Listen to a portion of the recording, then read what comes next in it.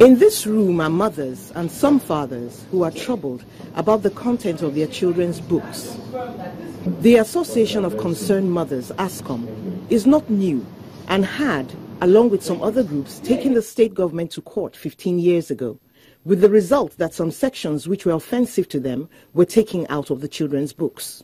But the complaints have come up again. Children are taught ways to give and receive sexual pleasure and develop closeness without sexual intercourse, such as kissing, mutual masturbation. They did what's called watermark inscription across the pages. So when the students are reading it, they are seeing something like, my mother is a harlot, my father is an armed robber. They also give instances of offensive content in literature texts, which they say are recommended reading for junior schools, with words so sexually explicit that they cannot be shown on television. Subsequently, a verdict is given. Sexuality education is primarily the responsibility of the parents.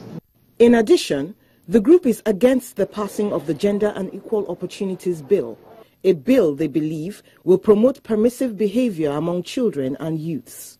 That may sound shocking, but they contend that all components of the bill have already been provided for in the Constitution and other enabling documents, except one that, according to them, matches the UN provision which states in part that all member countries must develop and implement training material and educational programs for the comprehensive education of youths and adolescents on human sexuality, to modify the social and cultural behavior of all men and women in order to eliminate prejudice. We know what the World Health Organization has said about sexuality, which they have said encompasses thoughts, desires, eroticism, pleasure, among other things. So if you're going to have a UN-recommended educational program on human sexuality, you can be sure that included in it, you're going to get talk about eroticism and pleasure and thoughts and desires and fantasies. Some doctors think that's harmful. Because pleasure is what attracts all persons, but it is maturity that makes a person able to balance pleasure, consequences, and the all-round desires or goals of that person.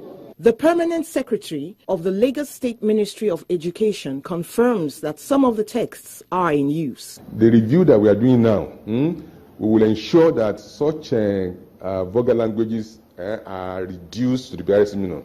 He goes on to throw light on the reason behind the inclusion of obnoxious subliminal script in textbooks. The publishers, as a security measure, they put it there so that if somebody is trying to pirate those books, then those features will come up.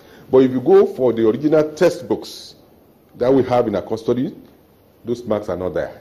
But parents will tell you they are everywhere, and there's no excuse for that. I saw the vice principal, and he did a sample around the class, and all the books he took, they were all in it. That's why I knew that this is really, it's big. That means it's everywhere.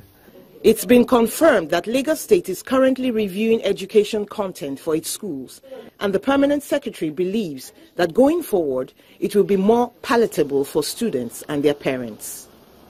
Mary Alale Yusuf, Channels Television News.